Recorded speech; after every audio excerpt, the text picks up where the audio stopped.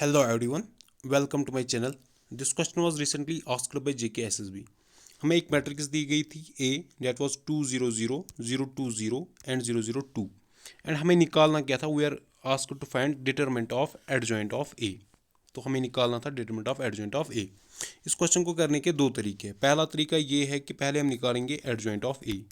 जब हमने निकाला एडजॉइंट ऑफ ए फिर हम इसका निकालेंगे determinant. Then will be find determinant of adjoint of A. लेकिन आपको पता है एडजॉइंट ऑफ ए निकालना फिर उसका डिटरमिनेंट निकालना ये एक लेंथी प्रोसेस है. तो हम इस प्रोसेस को अवॉइड करके will be going through shortcut method. तो वो शॉर्टकट क्या है, हमारे पास डिटरमिनेंट्स की एक प्रॉपर्टी है. डिटरमिनेंट्स की एक प्रॉपर्टी है कि अगर हमको निकालना होगा determinant of adjoint of A that will be equal to determinant of A to the power n-1.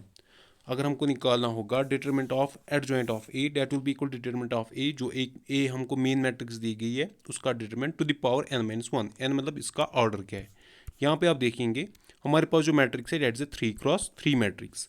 That means अगर हमें यहाँ पे निकालना होगा determinant of adjoint of A that will be equal to determinant of A to the power n-1. n is 3, 3-1 that is equal to 2. तो we will be finding determinant of A, फिर हम उसका करेंगे बाद में स्क्वायर. सो ये वाली trick हम यहाँ पे यूज करेंगे. देखिए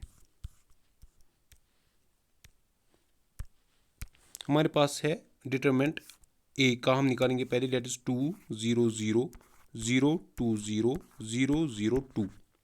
इसका हम निकालेंगे डिटरमिनेंट. यहाँ पे हम सॉल्व करेंगे थ्रू R1, क्योंकि यहाँ पे हर किसी रो में या आप देखेंगे हर किसी कॉलम में equal number of zero say that is 2.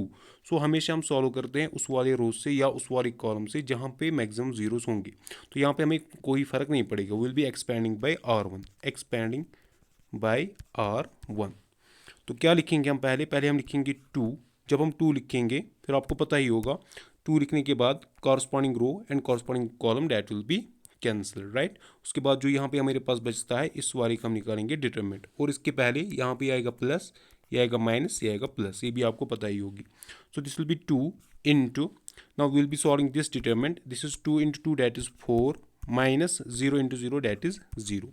उसके बाद आएगा माइनस 0. सिंस यहाँ पे 0 आ गया, 0 से हम किसी भी डिटरमिनेंट को फिर सॉल्व करेंगे सो फिर 0 ही आएगा. प्लस अगेन यहाँ पे एक और 0 है so this will be plus 0.